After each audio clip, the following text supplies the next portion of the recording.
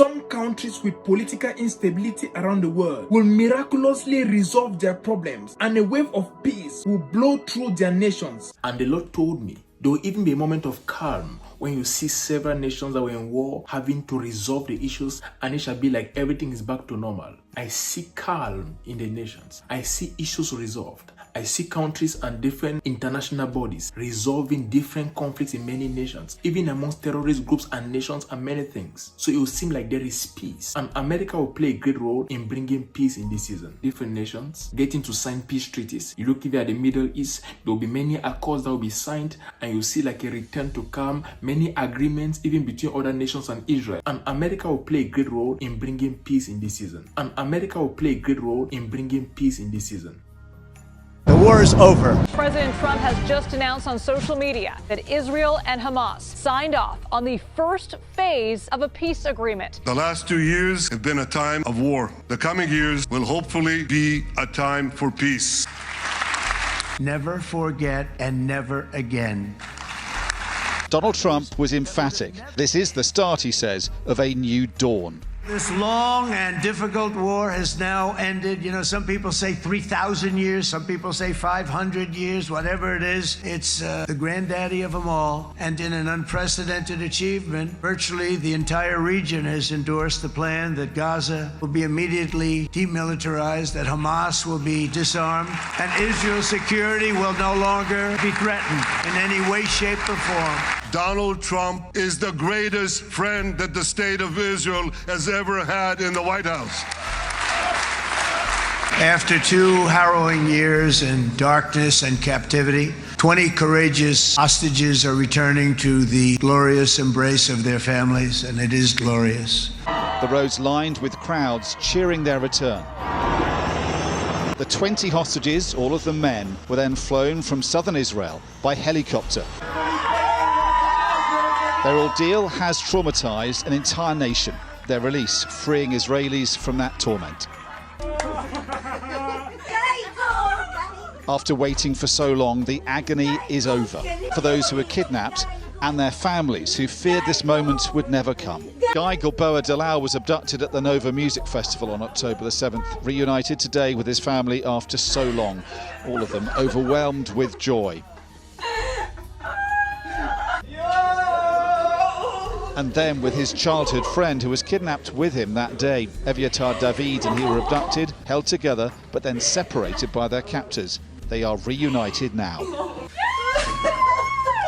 Etan Moore was also kidnapped at the music festival, hugged for the first time in 2 years today by his parents. You are alive with 2 arms and 2 legs, says his father. 28 more precious loved ones are coming home at last to rest in this sacred soil for all of time. And after so many years of unceasing war and endless danger, today the skies are calm, the guns are silent, the sirens are still, and the sun rises on a holy land that is finally at peace, a land and a region that will live, God willing, in peace for all eternity. Historic breakthrough. The militant group Hamas has released the 20 surviving hostages who've been held in captivity for 2 years. After being handed over to the International Committee of the Red Cross, they were transferred to hospitals for medical assessment. Meanwhile, cheering crowds greeted buses of released Palestinian prisoners. Israel says it has released more than 1,900 Palestinian prisoners and detainees as part of the ceasefire deal. This is the day that people across the region and around the world have been working, striving, hoping, and praying for. They have done things over the last month that I think were really unthinkable. Nobody thought this could happen. Different nations getting to sign peace treaties. You look even at the Middle East, there will be many accords that will be signed. President Trump now signing that historic Gaza deal. With the historic agreement we've just signed, those prayers of millions have finally been answered. Together we've achieved what everybody said was impossible. At long last, we have peace in the Middle East, and it's a very simple expression, peace in the Middle East, and we've heard it for many years, but nobody thought it could ever get there, and now we're there. After years of suffering and bloodshed, the war in Gaza is over.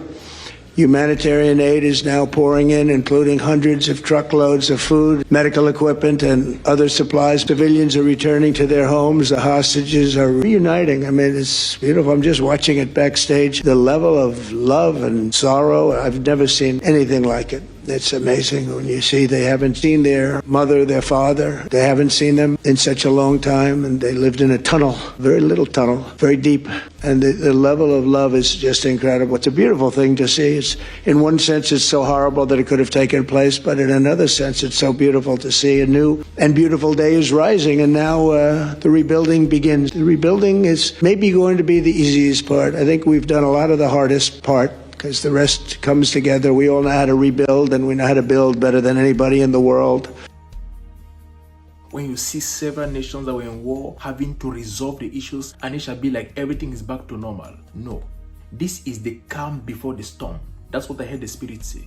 When you see everything normal, like life has gone back to normal and everything is fine, the Lord told me it's in that calm that they shall prepare for a greater storm.